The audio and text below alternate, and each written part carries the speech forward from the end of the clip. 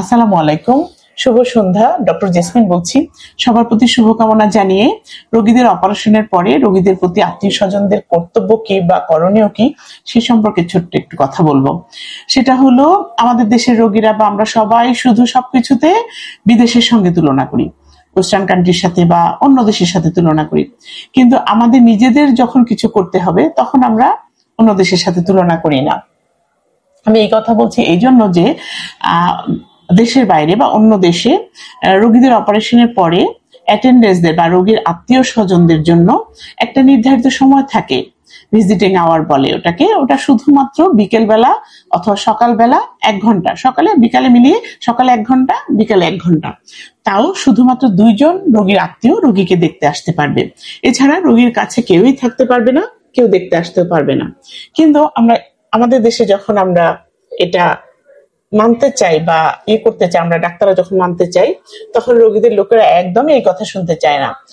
তারা এটা মানতেই চায় না যে একটা রোগীর অপারেশনের পরে সে সবচেয়ে বেশি ভালনারেবল কন্ডিশনে থাকে বা সে সবচেয়ে বেশি দুর্বল অবস্থায় থাকে, তার কোনো রোগ প্রতিরোধ বলতে কিছু থাকে না।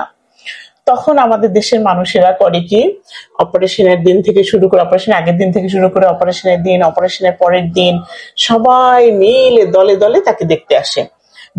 বাড়ির সব লোকজন, পরিবারের সব লোকজন, আশেপাশের যার সাথে কোনোদিন দেখাও নাই, সাক্ষাৎও নাই, বা যার সাথে ঝগড়া বিবাদ চলতেছে, সেও অপারেশনের সময় মনে করে যাই একটু দেখে আসি, গিয়ে ডাব, ফল মূল, খাবার দাবার সবকিছু নিয়ে এসে অপারেশনের রোগীকে দেখতে এসে তার বিছানায় বসে, গল্প করে, তাকে ধরে, সব খাবার দাবার নিয়ে এসে সেগুলো খাওয়ানোর চেষ্টা করে।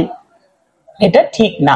কারণ হচ্ছে এই জিনিসগুলো থেকে, যেমন তারা যখন বাইরে থেকে আসে তাদের কাপড় চোপড়ের সাথে জীবাণুগুলো আসতে পারে, তারা যে সব খাবার দাবার গুলো নিয়ে আসছে বাইরে থেকে, সেই খাবার দাবার গুলোর সাথে জীবাণু আসতে পারে, এসে রোগীর যে সার্জিক্যাল যে সাইটটা বা অপারেশনের যে জায়গাটা, সেই জায়গাটাতে ইনফেকশন হতে পারে, দ্রুত ইনফেকশন ছড়িয়ে যেতে পারে, এবং রোগীর সেই সার্জিক্যাল সাইট বা অপারেশনের জায়গাটা শুকাতে অনেক দেরি হতে পারে, বা রোগীর যে রিকভারি টাইমটা, রিকভারি যে কন্ডিশনটা, এটা অনেক দেরি লাগতে পারে, রোগী সুস্থ হতে অনেক সময় লাগতে পারে, তার ইমিউনিটি কমে যায় এতে করে।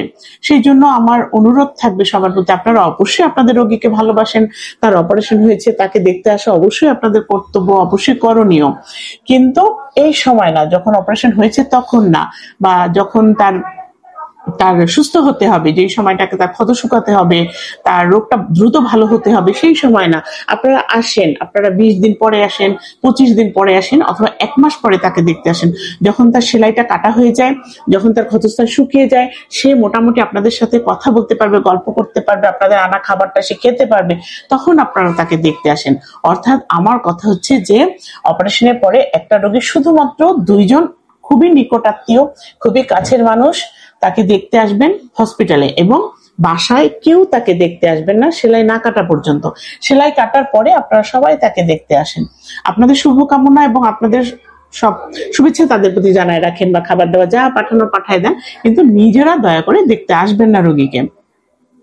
এটুকুই শুধু আমার কথা, আপনাদের প্রতি অনুরোধ থাকবে। ধন্যবাদ।